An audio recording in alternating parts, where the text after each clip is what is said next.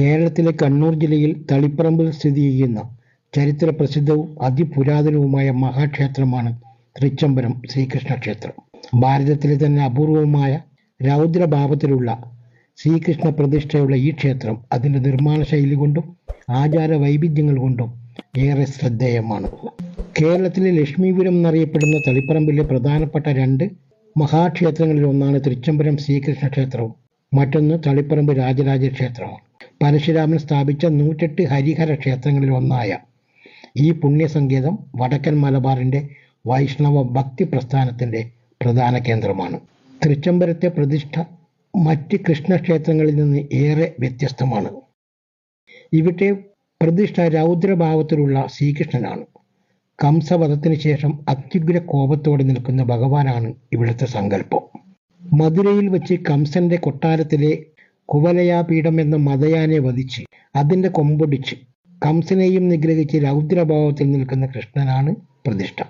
അതിനാൽ പ്രതിഷ്ഠയുടെ വലതു കൈയിൽ ആനക്കൊമ്പും ഇടതു കൈ അരയിലും കുത്തി നിൽക്കുന്ന രൂപത്തിലാണ് കാണപ്പെടുന്നത്.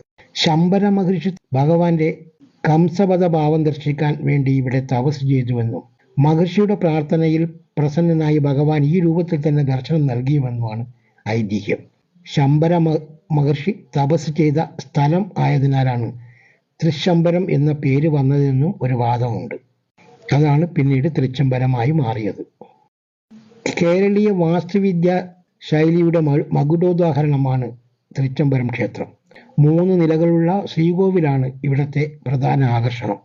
ശ്രീകോവിലിൻ്റെ പുറം ചുവരുകളിൽ 15-16 നൂറ്റാണ്ടുകളിൽ കൊത്തിയെടുത്ത മനോഹരമായ തടിശില്പങ്ങളും ചുമർ ചിത്രങ്ങളും കാണാം.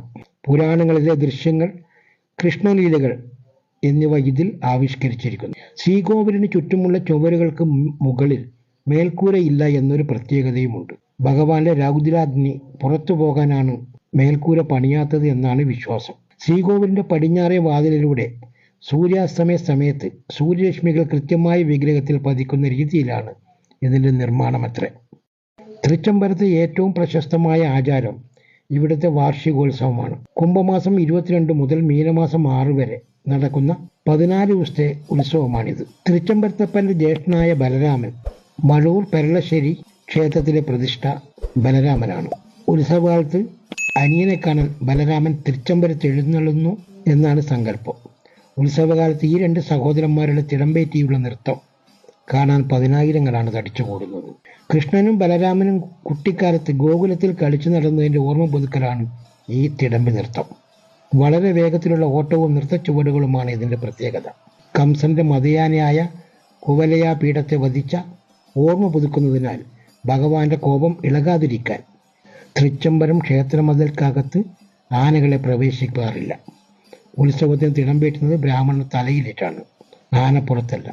ഉത്സവത്തിൻ്റെ ഭാഗമായി ഭഗവാന്റെ രൗദ്രഭാവം ശമിപ്പിക്കാൻ ഭക്തർ വലിയ തോതിൽ ഇടനില സമർപ്പിക്കാറുണ്ട്. മീനമാസം 6-ാം തീയതി രാത്രി ഉത്സവം അവസാനിക്കുമ്പോൾ ബലരാമൻ സ്വന്തം ക്ഷേത്രത്തിലേക്ക് മടങ്ങുന്നു. അനിയനായ കൃഷ്ണൻ ജ്യേഷ്ഠനെ കുറച്ചു ദൂരം അനുഗമിക്കും. ഒടുവിൽ ഇരുവരും വേർപിരിയുന്ന രംഗം ഭക്തരെ ഈറനണിയിക്കുന്ന ഒന്നാണ്. ഇതിനുശേഷം അടുത്ത 1 വർഷത്തേക്ക് ഈ ക്ഷേത്രത്തിൽ വാദ്യമേളങ്ങൾ പാടില്ലെന്നാണ് നിയമം. ക്ഷേത്രത്തിൽ ഉപദൈവങ്ങളായി ഗണപതിയും അയ്യപ്പനും പിന്നെ ദുർഗാ ഭഗവതിയുമുണ്ട്. ഇതിൽ ദുർഗാ ഭഗവതിയുടെ വീഡിയോ ഞാൻ കഴിഞ്ഞ ദിവസം അപ്ലോഡ് ചെയ്തിട്ടുണ്ട്. താല്പര്യമുള്ളവർക്ക് അത് കാണാവുന്നതാണ്. എല്ലാവർക്കും വീഡിയോ ഇഷ്ടമായെന്ന് കരുതുന്നു. ലൈക്ക് ചെയ്യാനും ഷെയർ ചെയ്യാനും മറക്കരുത്. കൂടെ ഒന്ന് ഫോളോ ചെയ്ത് വെച്ചോളൂ. ഇത്തരം വിലയേറിയ അറിവുകൾ നേടാൻ അത് ഉപകാരപ്പെടും.